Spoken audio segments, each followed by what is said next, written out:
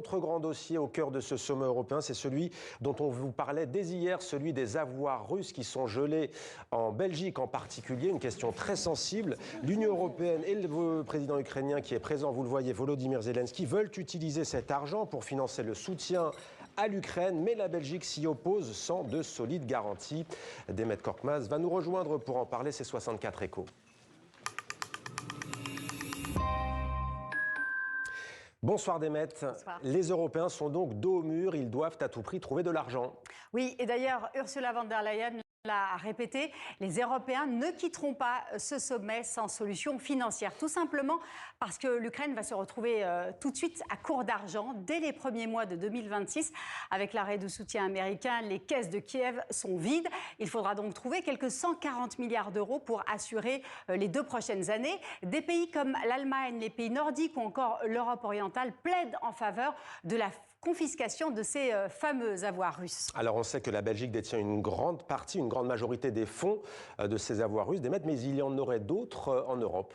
Et d'ailleurs, très fair-play, la Belgique ne cite aucun pays, mais écoutez Bart De Wever qui refuse catégoriquement que la Belgique assume seule ce risque. Nous savons que d'importantes sommes d'argent russe se trouvent dans d'autres pays qui ont toujours gardé le silence sur cette affaire. Si nous agissons, nous devons agir tous ensemble. C'est cela la solidarité européenne. Sinon, je ferai tout ce qui est en mon pouvoir au niveau européen et national également, politiquement et juridiquement, pour contrer cette décision.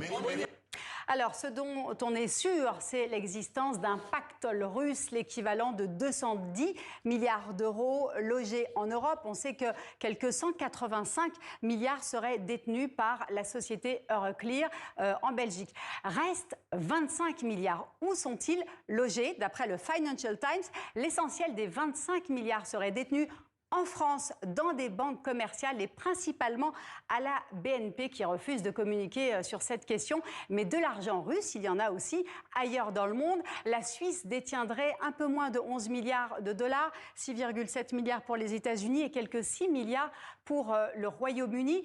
Ce sont les chiffres de la BRI, qui est la Banque des règlements internationaux, une sorte de banque centrale des banques centrales. Mais quel serait au juste le risque d'utiliser ces avoirs russes gelés?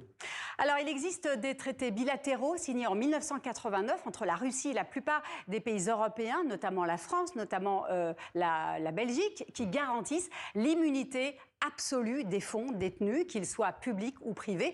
D'ailleurs, la BCE a récemment refusé de se porter garant car elle aurait à rembourser les sommes en cas d'arbitrage international en faveur de Moscou. Et puis, les risques ne sont pas seulement d'ordre juridique ou légal, ils sont aussi physiques. La directrice d'Euroclear a été menacée personnellement par plusieurs agents de Moscou. Elle est depuis placée sous la protection de garde du corps. Et si cette piste des avoirs gelés russes n'aboutit pas, est-ce qu'il y a des alternatives? Alors, il y a 2 solutions. Soit les États membres financent eux-mêmes l'Ukraine en mettant la main à la poche, soit il y a la possibilité d'un emprunt collectif sur les marchés. Mais vu l'état des finances de certains pays européens, eh bien, ces solutions ne remportent pas les suffrages du plus grand nombre. Merci beaucoup Demet pour ce point complet, cette question donc très sensible au cœur de ce sommet européen.